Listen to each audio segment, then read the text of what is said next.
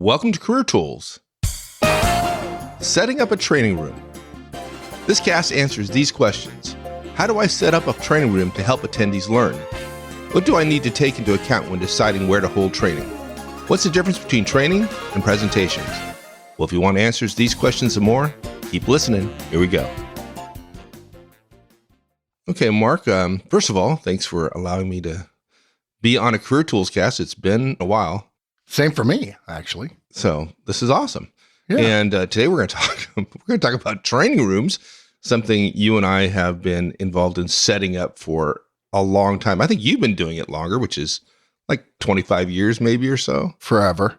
That's the timeline, is forever. Yeah. Yeah, exactly. So you've probably discovered a thing or two about what works and what doesn't. So today we're going to share what works and why that's so. So what's our outline here? Yeah, we'll start with the single biggest mistake that people make, and it's probably not their fault to some degree because they don't know the difference between a presentation and training. And so the first rule is never use a conference room. Never, never, never, never, never, never, never. I go so far as to say, is all you have is a choice of a conference room, then just cancel the training. But there are times you can use a conference room though, right? I thought I just said never, ever, ever. Okay. All right. Okay. Yeah, I don't know. Maybe let's just check the tape and see. Yeah, never. Never. Okay. Second thing is whatever space you think you need, double it. If you're using a training room now in your company and you got the number of people and the square footage, double it. Then that's probably a good size, meaning the spaces you've been using are too small. You set up the room classroom style and you don't have a podium. Podiums are bad, arguably the spawn of the devil. You want the room to be cold, like 68 degrees, not kidding. If you're only going to have one presenter, you can't really do training without 50 people. Now, you can do a presentation, you can do a speech, in which case you may want to have a podium. You said you can't do training without 50 people. You meant no more than 50 people, any more than 50 people. Yeah, with no more than 50 people, yeah. And you've got to use your AV really carefully. Most people prepping for a training session will focus on their slides, but the slides are not the presentation.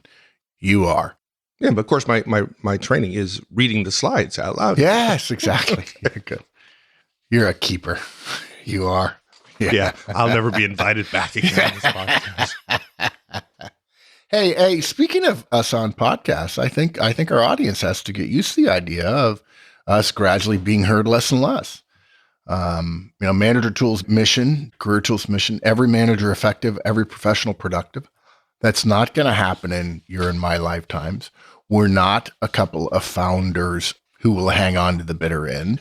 We are grooming people and hiring people to become our successors. And my voice is not what's important. What's important is the quality of the content, which I'll be doing in the background. But they'll probably hear us less and less in the future. Yeah. So if people understand why this is so, Mark and I were talking this week and we both woke up on Saturday morning and we had this epiphany. We're old. we're old. We're old.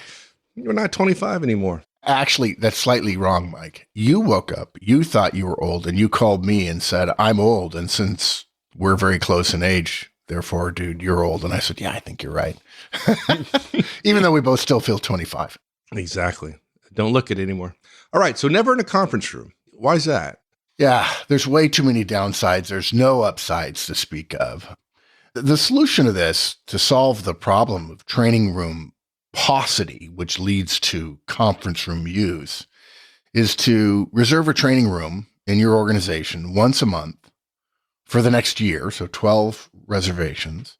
And then when you discover you don't need it, you know, there's no reason to book it, give it up and somebody else will fill it up, because so many organizations or corporate organizations particularly just don't physically have training rooms. I would say the single biggest thing now that affects training delivery dates with our clients is our clients finding a physical room to conduct the training in. At a couple of our clients, it's the only factor. They would want us for 10 or 15 more sessions, and they literally can't find a single conference room within half a mile of where the team or groups of people are that are going to come to the training. Well, that's interesting because if you reserve them 12 months in advance, say a month, whatever, not only do you ensure that you have the resources necessary to do your training when you want to with your team, you also have something to bargain with when you need to. So it's a great political move too. Yeah, exactly. Okay, but you asked what's wrong with the conference room. Generally, they're not nearly big enough. And in terms of floor space, usable floor space, that big oval or square table in the room means you have almost no usable floor space. If we start to measure rooms not by their square footage, but by the usable floor space, conference room almost look comically small compared to another room that is empty and that you get to set up the way you want. But typically conference rooms don't give you that flexibility. You can't touch the conference room table, for heaven's sakes.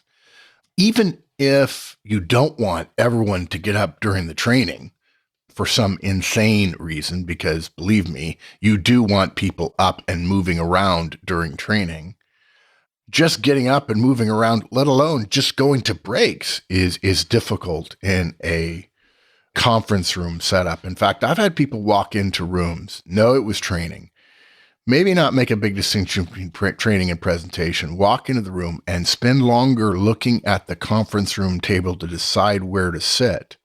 Because depending upon which end of the room the door is on, and how wide the room is relative to the table, you could be in some seats that you can't get to the door. And that just makes people uncomfortable. If you have food or coffee delivered, typically conference rooms have a door that leads to a hallway, and the hallway is unlikely in most cases, not all, but most cases, to be a good venue for you to leave your food, particularly if there's only one door, and even if there's two doors coming and going out of the room. And so now you've got the smell of food in the room, and so people begin to feel like there's no fresh air. Plus, look, a square table, a rectangular table, or an oval table, it's not conducive to learning. You nearly always end up presenting from one end of the room. So your audience it's difficult to take notes. They're turning 90 degrees to look at you. It's not comfortable for hours on end. Right. And if you walk to the side, then you're literally, it's not even 90 degrees. You're talking to their backs. Well, yeah. And the vast majority of conference rooms, you can't walk to the side. You can't, because you can't fit. People have backed up from the table and leaned back in those nice, comfortable chairs. There's no way around. Look, other stuff. Between the doors and windows and the AV equipment, there's very little wall space to sticking flip charts to. And if you don't use sticky flip charts for training, you're crazy. They often have normal or low ceilings, which brings lights closer to you, which means more heat. Plus, a room that has lower ceilings heats up faster and resists cooling much more than a high ceiling room. Again, okay, maybe you say, I have to have it. I got to have training in a conference room. But the availability of a conference room for training does not outweigh the downsides of it. The solution is never to give up and use a conference room. Don't recommend it, period. End of story. Folks, we don't talk enough about the fact that one of the major parts of our business is delivering the effective manager training, the effective communicator training, and the effective hiring manager training for corporate clients on site. We can train 30 of your managers or professionals for essentially half the cost of sending them piece by piece to one of our public conferences. If you've got 30, and certainly if you've got more than that, and you want everyone to hear the same message, and you want follow-up after the fact to help embed the learning, and ongoing support from us, send Maggie a note at Maggie, Maggie, at manager-tools.com, and she'll be happy to have a conversation with you. We'd love to come help. Okay, so let's talk about the space you think you need and doubling it. I take it most people vastly underestimate the amount of space they need. Absolutely. If you find a meeting space calculator online, trying to help you, hotels trying to help you figure out how big a meeting room space, it will tell you that for 10 people classroom style, you need 240 square feet. which is just a little bit bigger than a room that's 15 feet, linear feet on each side. A 3-seater couch is 7 feet wide, so you could fit 2 couches along each side of the room. If you have tables, which are 18 inches usually, the tables, banquet tables that you get at hotels for classroom style, 18 inches, and then how much space people need laterally, which is 2 feet each, and how much room they need behind them, 3 feet or so. I mean, the math just breaks down immediately. Yeah, technically you can have 10 people and a trainer fit in that space, but 356 people can fit in coach on a 747. And, sorry, but that's not conducive to learning or creativity or innovation or communication. Yeah, if somebody compares the efficiency that you have in your presentations by saying that it's kind of like, getting as many people as you can in a 747 in coach, that's not a compliment. Yes, exactly. Now, look, if you're looking for rooms off-site, be wary of what hotels will tell you they can do for you they'll immediately say, how many people? Oh, well, for that many people, we'll put you in this room. And they're going to try to sell you the smallest room because part of their revenue planning is based on charging per person in the room. If they can have you and your 10 trainees in a smaller room, that's more profitable for them than putting 10 trainees into the bigger room based on a per head profit, which matters to them.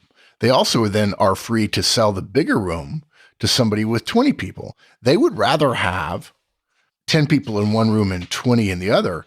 Heaven forbid they give you the room with the room for 20, which they will if you ask for it, and you'll pay a little bit more for your 10 people, but then not be able to sell the room that's meant for 10 to a group that calls them afterwards that has 20. So they're going to cram you down. I don't mean to be disrespectful. They've figured out what they think they need, but they aren't experts at delivering training. I guess that's a great point, which is, don't take advice from hotel folks as to how much space you need to do training, because they'll tell you, oh, we've done this a million times. You only need this much space. Yeah. And they're wrong. They have different incentives than the effectiveness of your training. Yeah. And they're not bad people. They're just, the incentives are different. So they're going to respond to you differently than you would like. Now, they'll give you the bigger room. They're just going to charge you for it. And believe me, you want to pay for it. Having enough space for everyone to get up and freely move around is surprisingly important. Most people think immediately of breaks, people walking around on breaks. But if you're having trainees do exercises, and if you're training people, that's what they're doing. Certainly some types of training like computer software or computer-based training are different. But if they're going to do exercises, you might want them to stand up or gather in little groups. If you don't have space around the tables, around the rooms, you can't do this. And people begin to get uncomfortable sitting and sitting and sitting and sitting. Long trainings, and when we think long, we mean all day, in rooms that have low ceilings or cramped dimensions, right? Makes people irritable, claustrophobic, frustrated. That's not good, right, for learning. And look, your trainees are going to come back from breaks late because they go out in the hall and they feel that fresh air. They feel the expansiveness, even in a standard corporate hallway. And then they don't want to come back in. And so then they go to their desk. That's right. Or they delay coming in. They're late coming back from breaks and all sorts of things that are not good. If you can get a room with windows, obviously do that. Pretty rare that you can get windows. Even if you put flip chart paper on the windows, big sticky flip chart paper on the windows, it's still better to have a view and natural light. I didn't know that when I was 25, but now I know natural light makes a huge difference. If you can, get a room without columns in it.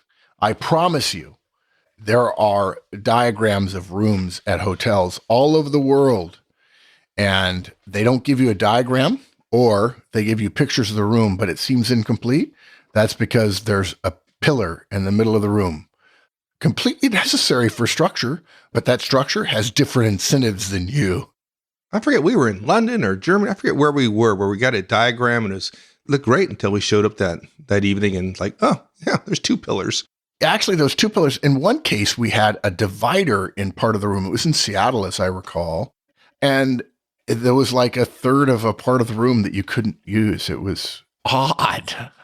I don't remember ever having anything like that ever again. And by the way, the hotel will tell you, oh, look, don't worry about the columns. Everybody works around them. That's because they stink at training and they don't know what they're doing. And they don't care about the experience the trainees are going to have. You want to have a good experience, no columns. Folks, this podcast is free, just like all of ours, but it also takes you 30 to 45 minutes to listen to. What I would do if I were a listener and I didn't have to write all the show notes, I would buy a license for $200 a year. That gives you access to the next year's worth of content. And for now, the entire archive for the previous 13 years in written form. It also gives you access to the interview creation tool, my weekly email, Things I Think, which is, I'm told, quite popular. But most important for me, it's the show notes. The fact that I could download the show notes and read the cast in 5 minutes. Can't do it in the car, but I could do it at my desk. And if I really need to prep for a meeting with my boss and I've got 15 minutes, I can do that with show notes, but I can't do that listening to the audio podcast. $200 a year, available at managertools.com. All right, Mark, let's talk about the classroom style. Yes. And the lack of a podium and no podium. Yeah. Well, think about classrooms with podiums. They don't have it. Only insecure professors use podiums. So conference rooms don't work. You need more space than you think. Okay. Let's say you have enough space and you're not in a conference room. How do you lay out the room? The answer is classroom style. That's what event planners call it. Rows of tables with trainees on one side facing the front of the room where you're presenting. We don't mean classroom in the sense that everybody gets their own individual desk. Typically the type of tables that are 6 feet by 18 inches that hotels and banquet centers have. You can fit 2 and sometimes 3 people at each table. And so there's a row of tables and chairs behind them, and then a gap before the next row of tables and chairs behind them. You definitely want to leave an aisle down the middle of the room. And weirdly, by the way, then I promise you every hotel in the world will then put the presentation, the projector table, directly in the gap of the front row. So there's no way to use the aisle without jostling the projector, which is a very unprofessional look. So you may need to adjust the depth of the projector to fill up the screen, but to leave enough of a gap between that projector table and the first row so that you can walk between the first row and the projector table easily without being overly cautious. But you then want an aisle down the middle so you can walk all the way through the room. Then also, if somebody in the back has a question during the break, they can easily walk up and ask you during the break. If it's a really big room, 50 people, you should be able to get away with not doing this, but hypothetically, you could have 2 aisles.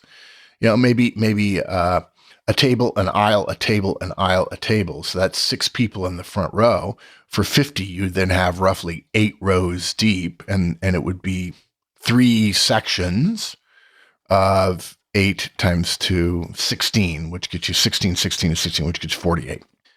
Now, this is going to blow some people away. And it may require you to consider getting a microphone for help, a lavalier mic, wireless mic for you. You want 6 feet between the back of one table and the front of the next table. Okay? That means that trainees don't need to squeeze past each other like they were in a theater every time they want to get up. And just to give you an idea how serious we are about that, we carry tape measures on the road to measure. Yes, it extends the room. And yes, if you don't want to use a microphone, it's going to be really hard on you. I don't think your voice, no offense, guys, is the biggest problem. But if, in fact, you're thinking, I want people really close together, you're creating a different form of claustrophobia and discomfort, all to avoid using a wireless mic. Now, typically at hotels, wireless mics cost money, but it's a worthwhile investment to improve the outcome of the training. In an ideal world, if you can, and usually you can, you want to chevron the tables. And that means instead of having the tables in a rectangular room perpendicular to the long axis of the room, so the long axis of the table is perpendicular to the long axis of the room, try turning them facing toward the middle a little bit, maybe 30 degrees or so that the person sitting at the rightmost and leftmost edge of the first row and second row and third row, of course, are actually further closer to the screen than the person sitting in the first row in the aisle in the middle. That helps focus everybody on the center of the training room rather than everybody just facing forward as if they're on a train with no focal point to the room. And by the way, when you do that, you actually create a little bit more space on the sides. And all you have to do is Google training room layout, and you'll find some examples of this. Full disclosure, you'll also find some bad examples, but because it's on the internet, it's true. Whatever you do in terms of layout, do not ever use rounds, which are circular tables. Oh, they call it rounds. I don't know why they do that. I think it's a term of art. Or half rounds. And if you use rounds, half of your audience is going to be turned away from you or away from their notes. It's stupid. It's wrong. It's dumb. And hotels do it in some cases as a connection to the size of the room. Oh, we're in the ballroom, so we need rounds. So you tell them you want a bigger room. They say, oh, you'll need rounds. No, I don't. I want. Oh, no, we don't do that. Oh, okay, that's fine. Set it up however you want and leave me some long tables. And 8:00 the night before, I'll get in there and I'll rearrange the entire room because it shouldn't be the way the hotel want it. It should be the way that you want it. It's also difficult to form small groups the bigger the tables you are, and those tables take up a lot of room, and then they put them too close together. And if two people sitting adjacent to one another at two different big round tables both scoot their chairs back, now you suddenly don't have an aisle there. And then there's theater style, which basically says you're going to be entertained, and this is not about you working and learning. And by the way, people actually describe if they've been in training and they've been in a classroom style where they get a desk and a space to write on and not just to type emails on their laptop, thanks to your ground rules. They actually describe being in theater style as feeling very exposed, very uncomfortable, at risk, vulnerable. So you want to give people the classroom style table in front of them. As we've said before, you don't need a podium. You don't need a stage. You don't need a lectern. Now, if you've got 250 people in a room, you need a stage so everybody can see you, but that's probably not training. That's a presentation.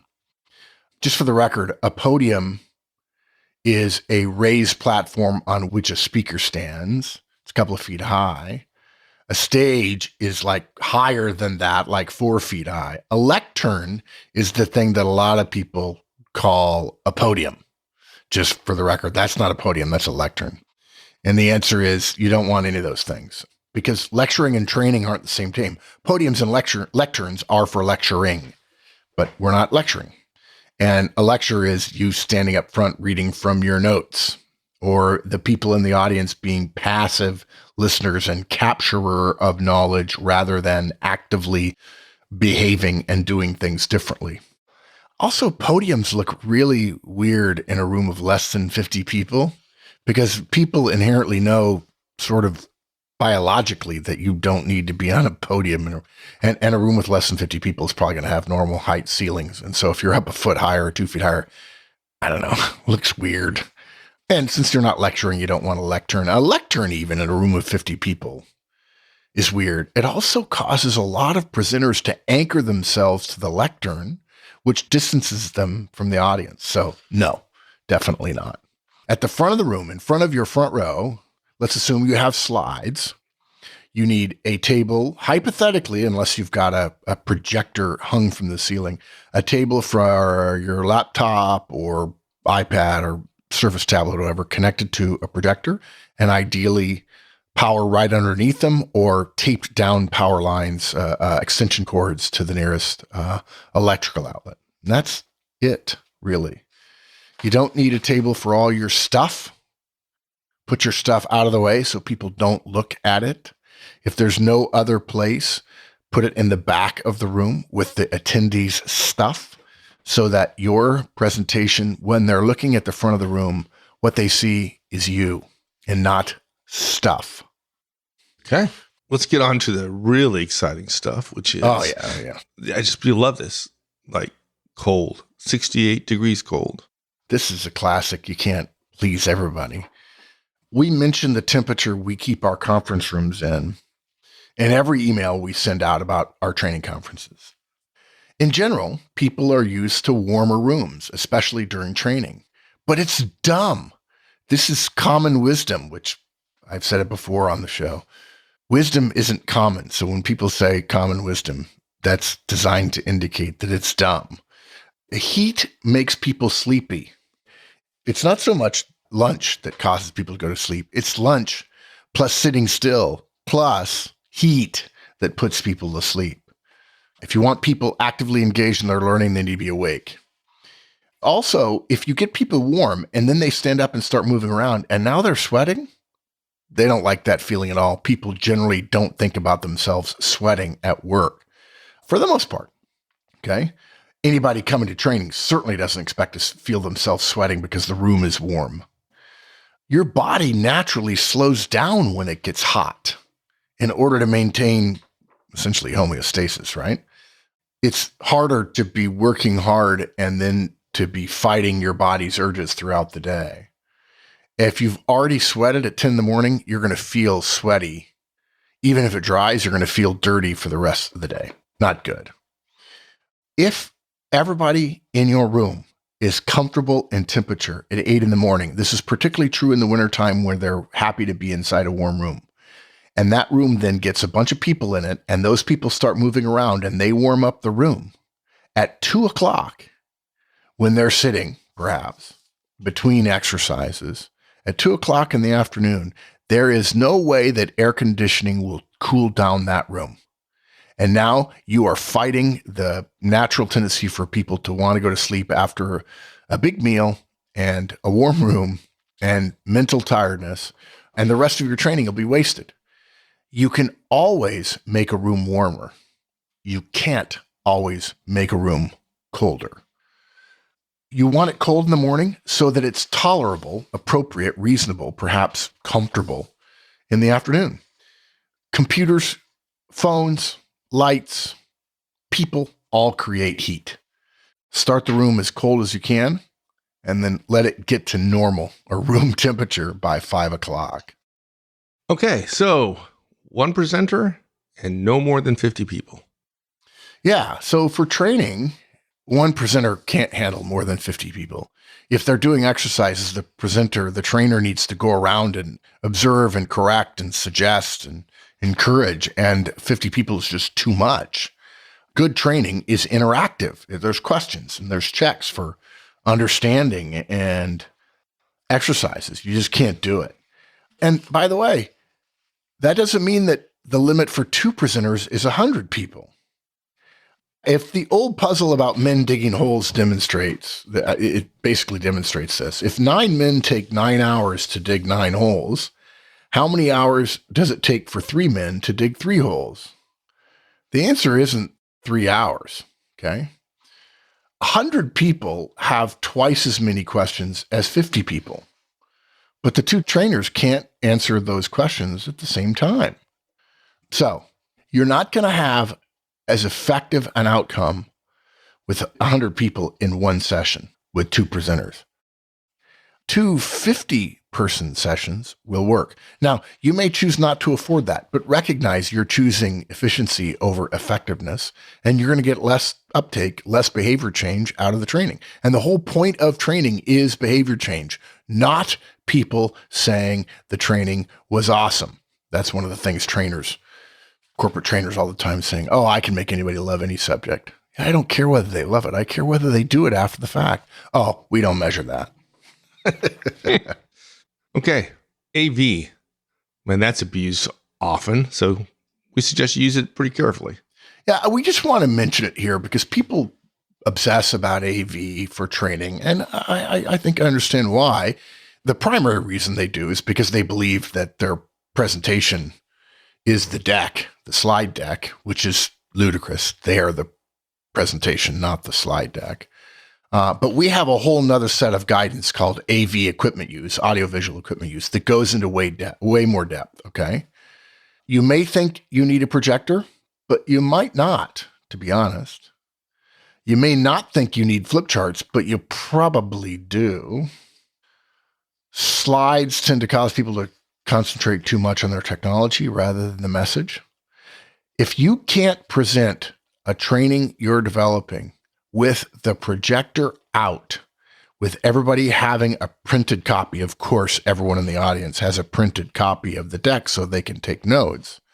If you can't present without your slides and maybe just check which slide the audience is on or say, hey, turn to page 5 because you have a printed version as well, you're not prepared. If you have to turn around to look at your slides, you're not a great presenter. I'm sorry, you're not. It proves that you haven't rehearsed, that you don't know where you are and where you're supposed to be, and need the crutch of the visual aid, which really is only there to strengthen the key points for memory for the audience. But it's certainly not an outline for you to read from. Well, that's disappointing. Yeah. It too often becomes a crutch for the presenter. That's not its purpose. Yeah. And that's because they wrote it as their presentation. The moment the deck is done, they think they're done, and then they didn't rehearse. And so their first rehearsal is in front of the deck, in front of the audience.